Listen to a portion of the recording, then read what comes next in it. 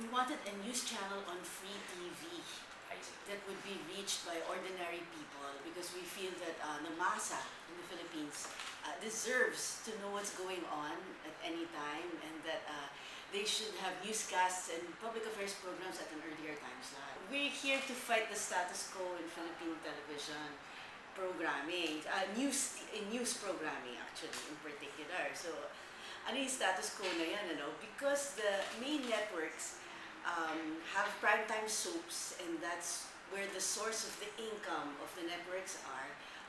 The newscasts on major networks which lead into the soaps have to be a little bit more entertainment oriented. So ano yung normal dyan? You have a Barker type male host, you have a glamorous slim female host, you have a sexy entertainment host, you have a lot of showbiz stories, a lot of crime stories, because that's what will lead. Kasi entertainment is siya, it will lead into the soaps. Yes. And will help you create a ratings block that's strong. And since that's the lifeblood of the network, it has to be that way. Parang the news programs are pushed to have that kind of programming so that you bring in more. Yung kasi yung block, yung soap block is what has the highest commercial load. It's the one where the commercials are priced the highest. So yun yung sumusuporta talaga sa network. So to help the network, you have to make your news show like that.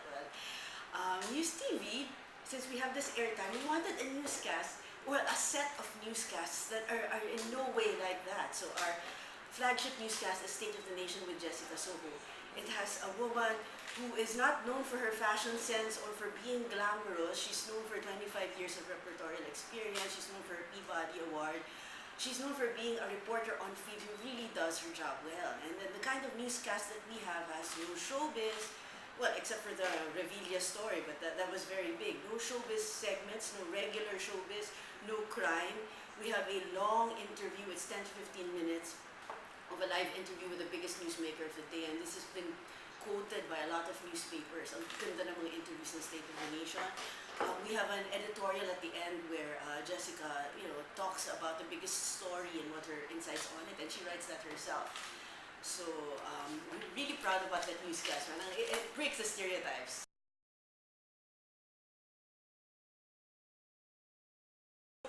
I suppose you grew up watching Assignment, Yes. the Probe Team, where I worked for almost a decade.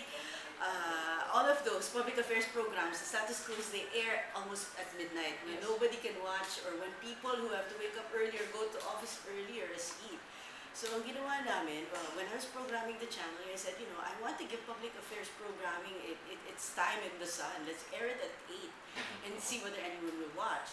So News TV has this strip, the 8 p.m. strip from Monday to Friday, which is like our credibility block now. We have Brigada on Mondays, Powerhouse on Tuesdays, it's Tita Mel Chanco's show. Bawal na pa sa Kay Maring Winnie on Wednesdays. We have investigative documentaries on Thursdays with Malu Mangas. Motorcycle Diaries with Jay Taruk on Fridays.